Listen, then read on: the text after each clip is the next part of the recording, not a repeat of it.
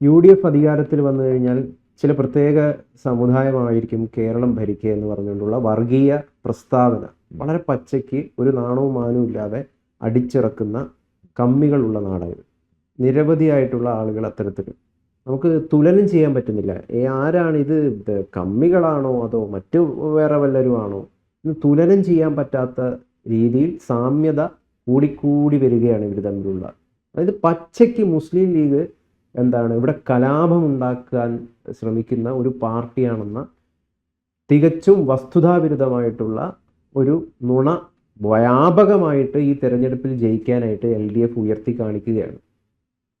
എന്താണ് മുസ്ലിം ലീഗ് കേരളത്തിൻ്റെ മതേതര മുഖത്തിന് ചെയ്ത നന്മ, അല്ലെങ്കിൽ ഈ മതേതര തുരുത്തിനെ നിലനിർത്താനായിട്ട് അവർ ചെയ്യുന്ന സംഭാവനകൾ, അവരുടെ പ്രവർത്തനങ്ങൾ എത്രമാത്രം മികച്ചതാണെന്നുള്ളത് കേരളത്തിലെ എല്ലാവർക്കും അറിയാവുന്നതാണ്.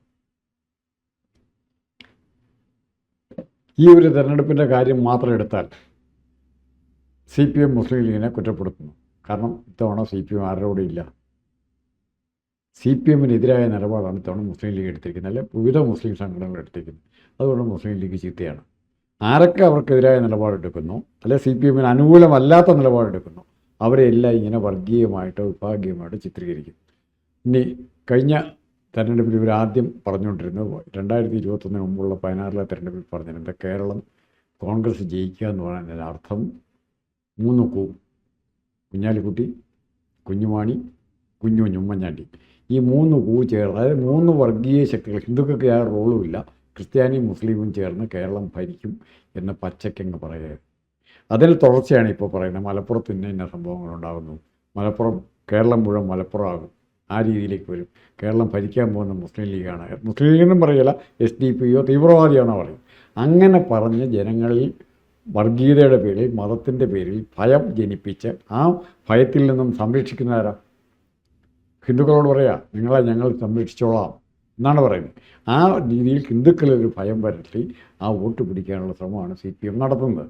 അതേ രീതിയിൽ തന്നെ BJP ഇപ്പോൾ നടത്തുന്നുണ്ട്. പക്ഷേ കേരളത്തിലെ ഡൊമിനൻ്റ് കക്ഷി CPM ആയതുകൊണ്ട്, പ്രധാന കക്ഷി CPM ആയതുകൊണ്ട് അവർക്കിത് സക്സസ്ഫുള്ളായിട്ട് പ്രചരിപ്പിക്കാൻ പറ്റുന്നു. അതിൽ വീണു പോകുന്നവരുണ്ട്. UDF എന്ന് പറഞ്ഞാൽ മുസ്ലിം ലീഗ് അല്ലേ, UDF എന്ന് പറഞ്ഞാൽ കേരള കോൺഗ്രസ് അല്ലേ. അപ്പോൾ ഈ കക്ഷികളുമായിട്ടൊക്കെ കാലാകാലങ്ങൾ കൊല്ലങ്ങളായിട്ട് നല്ല ബന്ധം ഇതുണ്ട്. ഇനി ലീഗിൻ്റെ കാര്യം താങ്കൾ ചോദിച്ചു. ലീഗിനെക്കുറിച്ച് കഴിഞ്ഞൊരു 10 വർഷത്തിനിടയ്ക്ക് ഹിന്ദുക്കൾക്കോ ക്രിസ്ത്യാനികൾക്കോ അവരെ ദ്രോഹിക്കത്തക്ക രീതിയിൽ എന്ത് നിലപാടാണ് ഉണ്ടായിരിക്കുന്നത്? അതെ, എന്തെങ്കിലും ഉണ്ടൊരു സംഭവം നമുക്ക് എടുത്ത് പറയാമോ? ഈ മുസ്ലിംസ് അല്ല ഇന്ന രീതി നമ്മളെ ശല്യം ചെയ്തു. അവരുടെ ആചാരം നടത്തിയപ്പോൾ ശബരിമലയുടെ മുമ്പിൽ ചെന്ന് ഇറച്ചി വെട്ടാനോ വിൽക്കാനോ ആരും സമ്മതിക്കുകയില്ല. മലപ്പുറത്ത് ചെന്ന് വെള്ളിയാഴ്ച ദിവസങ്ങളിലോ അല്ലെങ്കിൽ നോയമ്പ് കാലത്തോ ഇറച്ചി വിൽക്കാൻ സമ്മതിക്കുകയില്ല. ഇറച്ചി ആഹാരം കഴിക്കുക, ഹോട്ടൽ പോലും തുറക്കുകയില്ല. അത് ആചാരപരമായി അവർ ചെയ്യുന്നതാണ്. ഉത്തരേന്ത്യയിൽ പശുവിനെ കൊല്ലാൻ പറ്റുമോ? ഇറച്ചി വിറ്റ് പരസ്യമായിട്ട് വിൽക്കാൻ പറ്റാത്ത സ്ഥലങ്ങളുണ്ട്. ഇത് നമ്മൾ അവരെ കുറ്റപ്പെടുത്തുകയല്ല വേണ്ടത്, അവരത് ഫോളോ ചെയ്യുന്ന ഒരു കഷ്ടമാണ്. ആ കഷ്ടത്തെ മോഡിഫൈ ചെയ്യാം, അതിനു വേണ്ടി ഇടപെടാം. അല്ലാതെ അതിനെ ആക്രമിച്ച് കീഴടക്കി നാളെ തൊട്ട് നിങ്ങൾ ഇറച്ചി വിൽക്കാൻ പാടില്ലെന്ന് പറഞ്ഞ് ഇറച്ചി വിൽക്കുന്നതിനെ തല്ലിക്കൊല്ലാൻ പോവുകയോ, ഇവിടെ ചായ കുടിക്കാൻ ഒരു നിവൃത്തിയില്ലാതെ ഇത്തിരി വെള്ളം തിളപ്പിക്കുന്നതിനെ മലപ്പുറത്ത് തല്ലിക്കൊല്ലുകയോ അതിനെ നമ്മൾ തീർക്കണം. പക്ഷേ ലീഗിൻ്റെ നിലപാട് എല്ലാ കാലത്തും അങ്ങനെയായിരുന്നു. കേരളം ഇന്ത്യ വർഗീയ സംഘർഷത്തിൻ്റെ ഏറ്റവും പ്രധാനപ്പെട്ട ഭൂമികയായി മാറിയ ഒരു സന്ദർഭമാണ് ബാബറി മസ്ജിദ്. വർഷങ്ങൾ നീണ്ടുന്ന തർക്കത്തിനൊടുവിൽ ബാബറി മസ്ജിദ് അദ്വാനി രഥയാത്ര നടത്തി ബലമായിട്ട് പൊളിക്കുകയായിരുന്നു. അന്ന് പ്രധാനമന്ത്രി നരസിംഹറാവു ബലമായിട്ട് ഇടിച്ച് നിരത്തി ബാബറി മസ്ജിദ്. പിന്നെ കോടതി വഴിയാണ് രണ്ടാമത് ഇതിൻ്റെ തീരുമാനങ്ങളായി ഹിന്ദുക്കൾക്കും ക്രിസ്ത്യാനികൾക്കും പള്ളിയിൽ നിന്നും രാമക്ഷേത്രം നിന്നും തീരുമാനിച്ചു. അതങ്ങനെ പരിഹരിക്കപ്പെട്ടു പോവുകയാണ്, അത് വശം. പക്ഷേ ബാബറി മസ്ജിദ് പൊളിച്ചപ്പോൾ കേരളത്തിലെ എല്ലാ പത്രങ്ങളും മോപ്പർഷം കഴുകി കേരളം ഒരു അഗ്നിപർവ്വതത്തിൻ്റെ മുകളിലാണ് ഇരിക്കുന്നത്. എന്നുവെച്ചാൽ വർഗീയ സംഘർഷത്തിൻ്റെ അഗ്നിപർവ്വതം. ഈ അഗ്നിപർവ്വതം ഏത് സമയത്തും പൊട്ടിത്തെറിക്കും, ആയിരക്കണക്കിന് ഹിന്ദുക്കളുടെയും മുസ്ലിങ്ങളുടെയും ജീവനോടെ ബലി കൊടുക്കണമെന്ന്. അപ്പം നേരെ ഉറച്ചു നിന്ന് ഒരു മുസ്ലിം പോലും പ്രകടനമായി പോലും തെരുവിൽ ഇറങ്ങരുതെന്ന് പറഞ്ഞ കുടുംബമാണ് പണക്കാട് കുടുംബം. അത് ലീഗിനെ നിയന്ത്രിക്കുന്ന കുടുംബമാണ്. ലീഗിൻ്റെ സ്വാധീന ശക്തി ഇല്ലായിരുന്നെങ്കിൽ കേരളത്തിൽ കലാപം ഉണ്ടാകുമായിരുന്നു. അവർ ആരാണ് കൂടുതൽ മരിക്കുന്നത് കണക്കെടുക്കാൻ പറ്റില്ല. മാറാടെ പോലെ നമുക്ക് 5 പേരെ 10 പേരെ അപ്പുറം മരിച്ച് അതിന് പകരം ലീഗിൻ്റെ ആ ശക്തി ഈ കലാപത്തെ ഇല്ലാതാക്കാൻ സഹായിച്ചു എന്നുള്ളതാണ് ലീഗ് നൽകിയ ഏറ്റവും പ്രധാനപ്പെട്ട നേട്ടം, കേരളത്തിന് നൽകി.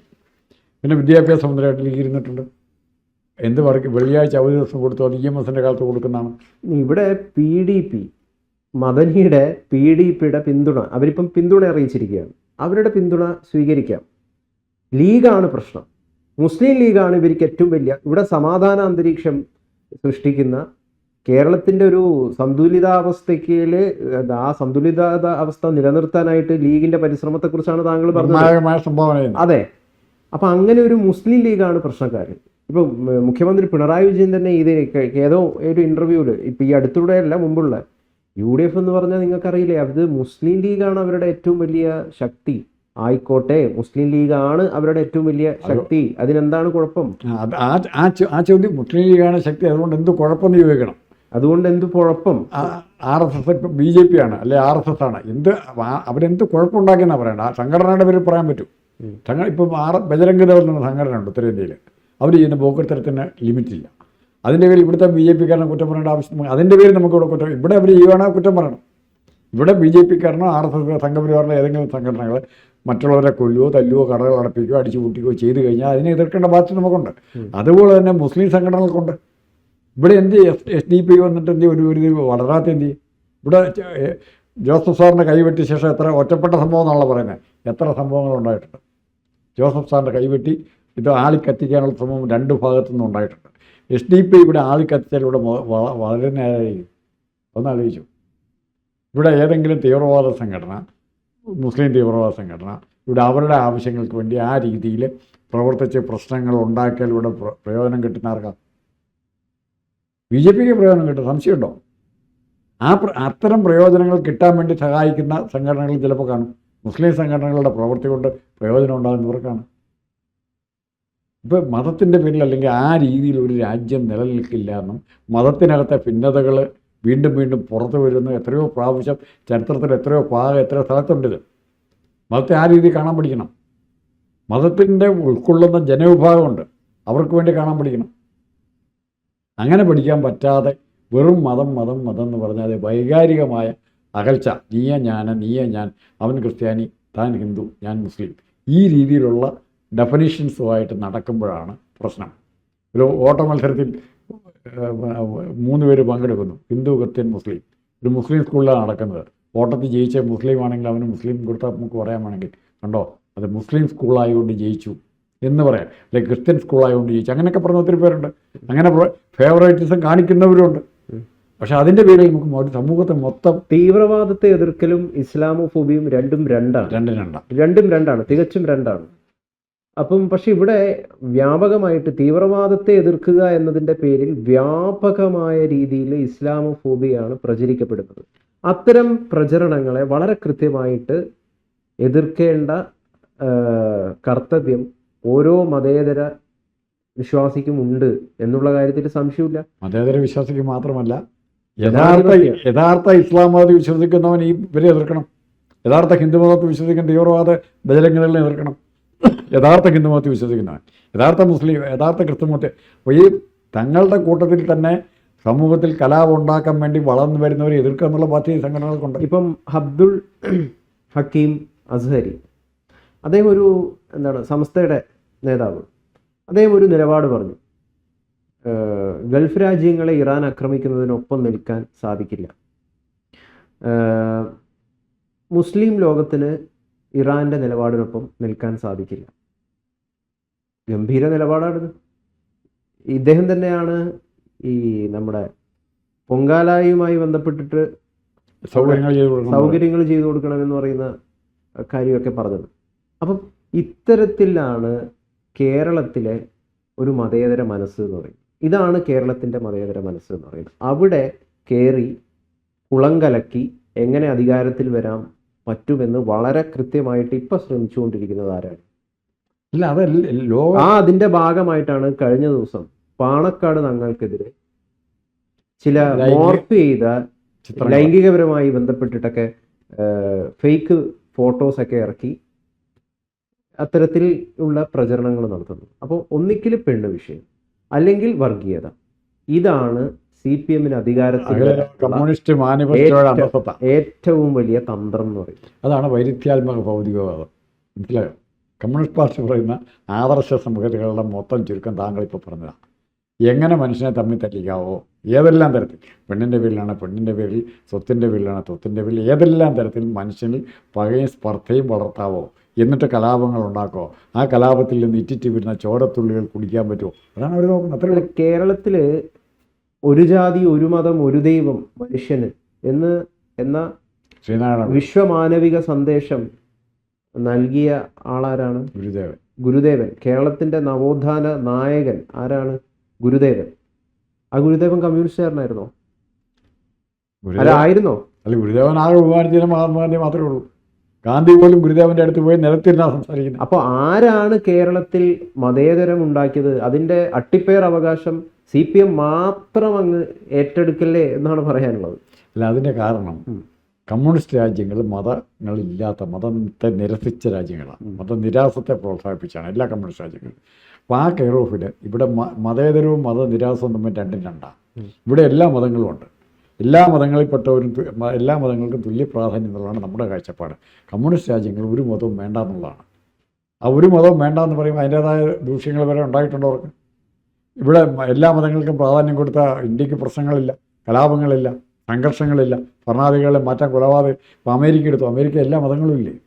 ഇത്രയും പ്രശ്നങ്ങളുണ്ടായിട്ട് ഇപ്പോഴും ഇസ്ലാം അമേരിക്കയിലില്ലേ? വേറെ ആണെങ്കിലോ ചൈനയിലാണ് അവൻ്റെയൊക്കെ കൊന്ന് ദൂരക്കളയും. അപ്പോൾ കൊലപാതകത്തെ മറ്റൊരു സഹജീവിയെ മനുഷ്യനെ തന്നെ കൊല്ലാൻ പ്രോത്സാഹിപ്പിക്കുന്ന തത്വശാസ്ത്രമാണ് ഏത്? കമ്മ്യൂണിസം.